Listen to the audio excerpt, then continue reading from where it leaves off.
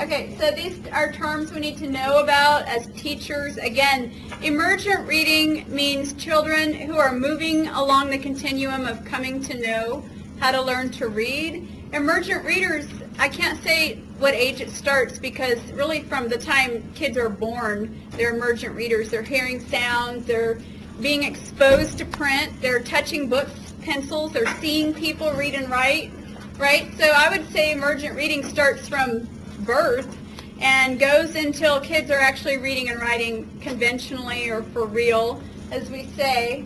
And so emergent literacy encompasses some things we need to know. And what we're going to do next is look at some kids writing. We're going to see kids read that are emergent readers, and we're going to see examples of kids writing. And I want us as teachers to be able to talk about those in the language of teaching.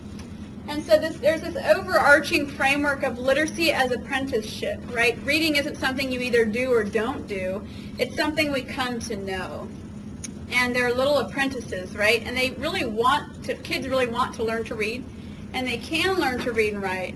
And so this idea of apprenticeship is our foundation or framework for learning to read, right? You're modeling, right? Vygotsky, where we model reading and writing. And kids see it and participate and engage in it. And so they learn it by doing it. Like kids get better at reading by reading, and kids get better at writing by writing, right?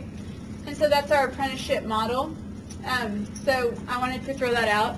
Some other terms we need to know is this idea that when kids learn that print carries meaning, but they're scribbling and drawing, and it's not yet letter-like, we call that pre-phonemic. And pre-phonemic means they do a scribble, but it doesn't look like anything. But if you ask them to read it to you, they'll say, it says, I went to Walmart, or whatever it says. And they may even know Walmart because they've seen it environmentally. And so that's what makes early literacy so much fun is they say, you say, read it to me, and they will. And so it's always fun to ask that question to young readers and young writers. So we still provide tools for them to read and write, even though they are scribbling and drawing to write, right?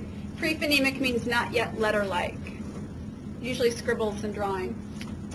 Phonemic is we're starting to see letter-like shapes, right? And we see that they are writing letters that seem to correspond to the correct sounds. They don't always match conventionally, but they're making attempts at representing sounds of specific letters.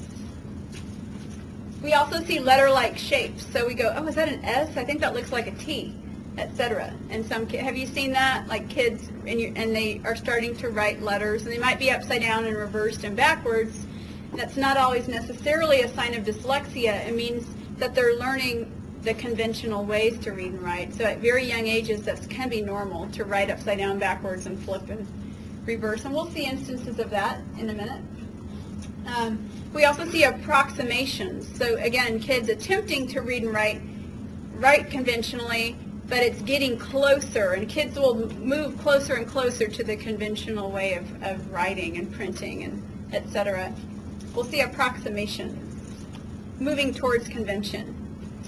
Invented spelling is also somewhat controversial.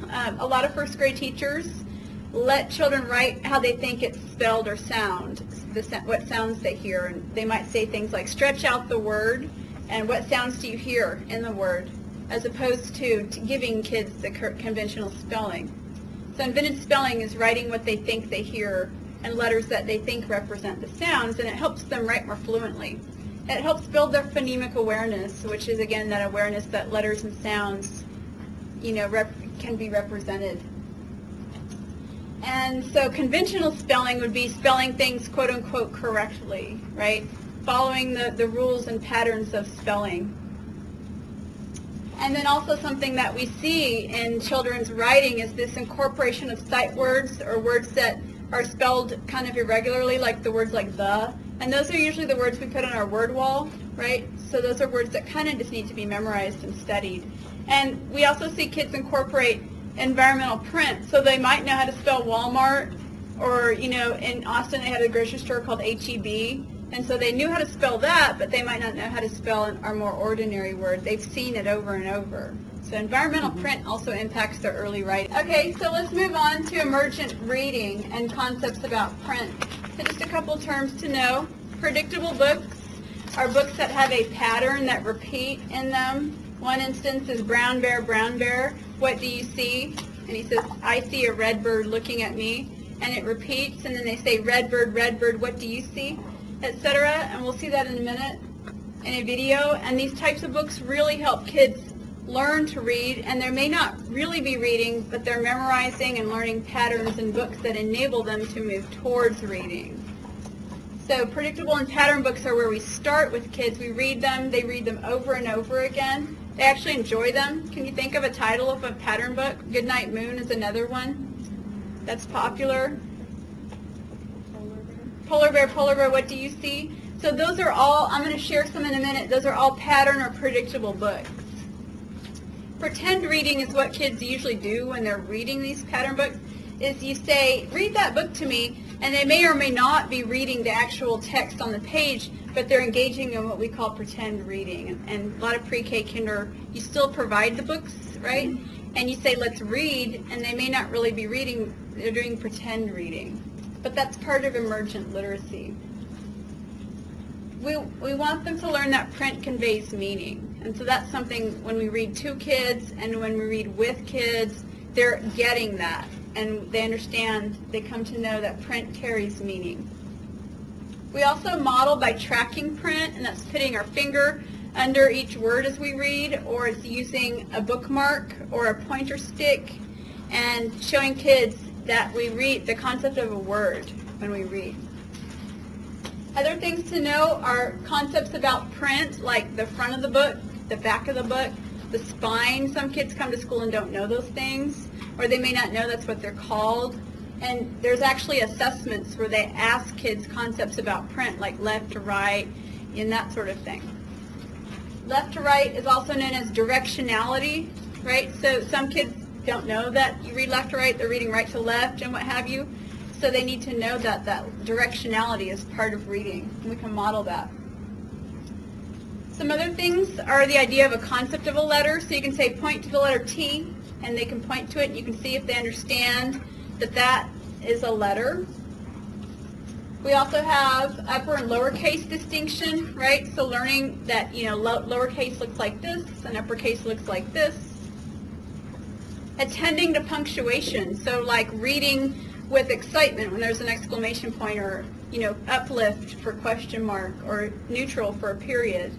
And knowing that that's what those are. Like if you say point to the period and they can do it, then they have that concept of punctuation. Concept of a word, I'm going to show you a video where they ask kids to read and point to the words, and you really get a sense of, do kids understand the concept of words are separated by spaces. Concept of a sentence, so understanding that this is the beginning of a sentence and the end of a sentence is something else kids need to learn as emergent readers. And then the return sweep, so when they read to the end of the line, they go back and go to the next line. And some kids have that and some don't. So these are all things we need to know. And finally, when you hear kids read to you, even if they're pretend reading, you can hear the rhythm in their voice. Remember we talked about fluency? So that's just kind of the last thing I want you to notice as we watch a few videos of emergent readers, is kind of what are we seeing and noticing. That's all.